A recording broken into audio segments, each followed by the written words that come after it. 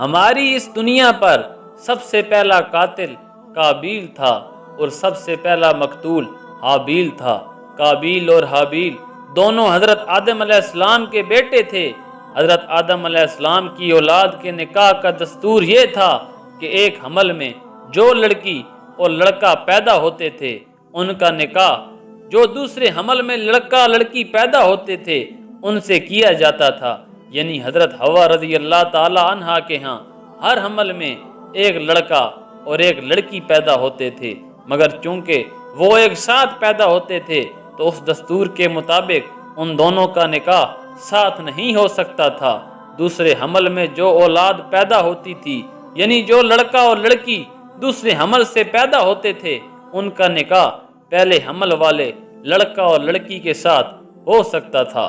بسم اللہ الرحمن الرحیم۔ السلام علیکم ناظرین، آپ دیکھ رہے ہیں اویئر یو۔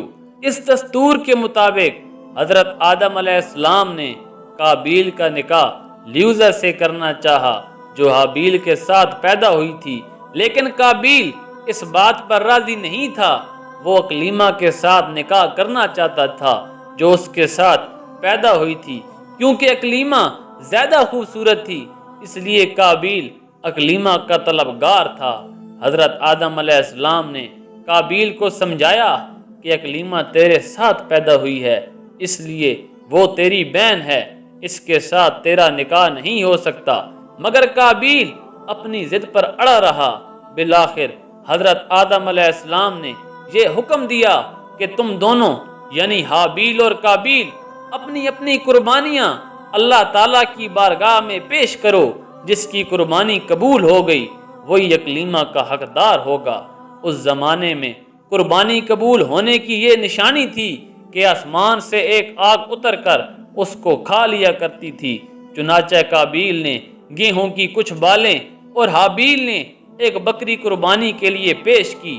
آسمانی آگ نے حابیل کی قربانی کو کھا لیا اور قابیل کے گیہوں کو چھوڑ دیا۔ اس بات پر قابیل کے دل میں بغض و حسد پیدا ہو گیا اور اس نے حابیل کو قتل کرنے کی ٹھان لی اور حابیل سے کہہ دیا کہ میں تجھ کو قتل کر دوں گا۔ حابیل نے کہا کہ قربانی قبول کرنا اللہ تعالیٰ کا کام ہے اور اللہ نیک اور متقی بندوں ہی کی قربانی قبول کرتا ہے۔ اگر تو متقی اور نیک ہوتا تو ضرور تیری قربانی قبول ہوتی۔ ساتھ ہی حابیل نے یہ بھی کہہ دیا کہ اگر تو مجھے قتل کرنے کے لیے ہاتھ بڑھائے گا تو میں تجھ پر اپنا ہاتھ نہیں اٹھاؤں گا، کیونکہ میں اللہ تعالیٰ سے ڈرتا ہوں۔ میں یہ چاہتا ہوں کہ میرا اور تیرا گناہ دونوں تیرے ہی پلے پڑیں اور تو دوزخی ہو جائے، کیونکہ بے انصافوں کی یہی سزا ہے۔ آخر قابیل نے حابیل کو قتل کر دیا۔ قتل کے وقت حابیل کی عمر 20 برس کی تھی اور قتل کا یہ حادثہ مکہ مکرمہ میں جبل سور کے پاس یا جبل حرا کی گھاٹی میں ہوا، اور کچھ روایات میں یہ ہے کہ بصرہ میں جس جگہ مسجد اعظم بنی ہوئی ہے ادھر یہ قتل ہوا، اور وہ منگل کا دن تھا جب قابیل نے حابیل کو قتل کر دیا۔ تو چونکہ اس سے پہلے کوئی آدمی مرا ہی نہیں تھا، اس لیے قابیل حیران تھا کہ بھائی کی لاش کو کیا کروں۔ چنانچہ کئی دنوں تک وہ لاش کو اپنی پیٹھ پر لاد کر پھرتا رہا۔ پھر اس نے دیکھا کہ 2 کوے آپس میں لڑے اور ایک نے دوسرے کو مار ڈالا۔ پھر زندہ کوے نے اپنی چونچ اور پنجوں سے زمین کھود کر ایک گڑھا کھودا اور اس میں مرے ہوئے کوے کو ڈال کر مٹی سے ڈھپ دیا اور اس میں مرے ہوئے کوے کو ڈال کر مٹی سے دبا دیا۔ یہ منظر دیکھ کر قابیل کو معلوم ہوا کہ مردے کی لاش کو زمین میں دفن کرنا چاہیے، تو اس نے قبر کھود کر اس میں بھائی کی لاش کو دفن کر دیا۔ ایک روایت میں آتا ہے کہ جب حابیل قتل ہو گئے تو 7 دنوں تک زمین میں زلزلہ رہا اور پرندوں اور درندوں میں بے چینی پھیل گئی، اور قابیل جو نہایت ہی گورا اور خوبصورت تھا بھائی کا خون بہاتے ہی اس کا چہرہ بالکل کالا اور بدصورت ہو گیا، اور حضرت آدم علیہ السلام کو بے حد رنج ہوا، یہاں تک کہ حابیل کے رنج و غم میں 100 برس تک کبھی آپ کو ہنسی نہیں آئی۔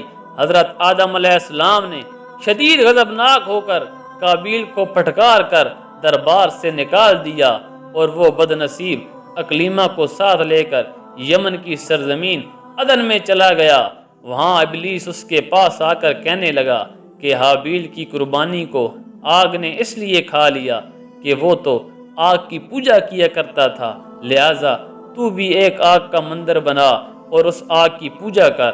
چنانچہ قابیل پہلا وہ شخص ہے جس نے آگ کی عبادت کی، اور یہ روئے زمین پر پہلا شخص تھا جس نے اللہ تعالیٰ کی نافرمانی کی، اور سب سے پہلے زمین پر خون ناحق کیا، اور یہ پہلا وہ مجرم ہے جو جہنم میں سب سے پہلے ڈالا جائے گا۔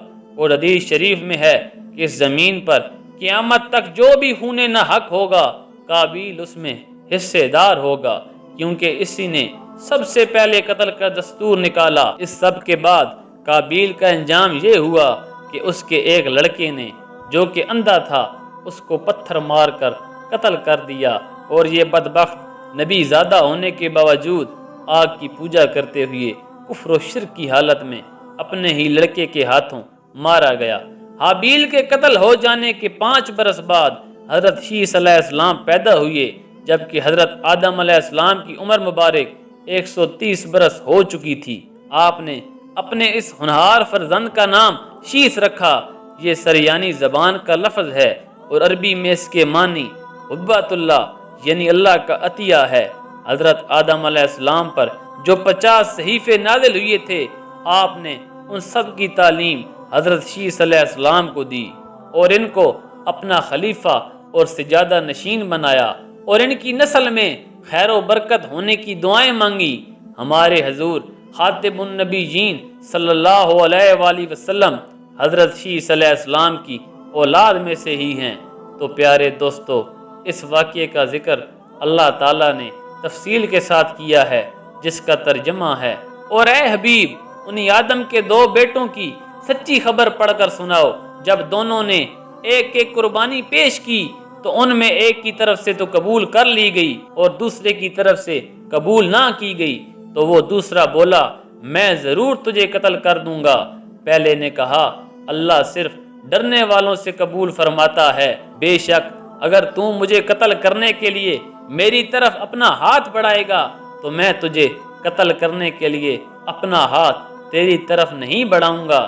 میں اللہ سے ڈرتا ہوں جو سارے جہانوں کا مالک ہے۔ میں توبہ چاہتا ہوں کہ میرا اور تیرا گناہ دونوں تیرے اوپر ہی پڑ جائیں تو دوزخی ہو جائے، اور ظلم کرنے والوں کی یہی سزا ہے۔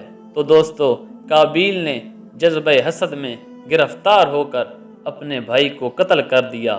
اس سے معلوم ہوا کہ حسد انسان کی کتنی بری اور خطرناک بیماری ہے، اور حدیث پاک کا خلاصہ ہے کہ حسد ایمان کو اس طرح برباد کر دیتا ہے جس طرح سرکہ شہد کو برباد کر دیتا ہے۔ اللہ تعالی ہم سب کو حسد کی بیماری سے محفوظ فرمائے، آمین۔ اگر آپ کو آج کی ویڈیو پسند آئی ہو تو لائک کریں، شیئر کریں، چینل کو سبسکرائب کریں، اور اگلی ویڈیو تک کے لیے اجازت دیجیے۔ اللہ حافظ، اللہ نگہبان۔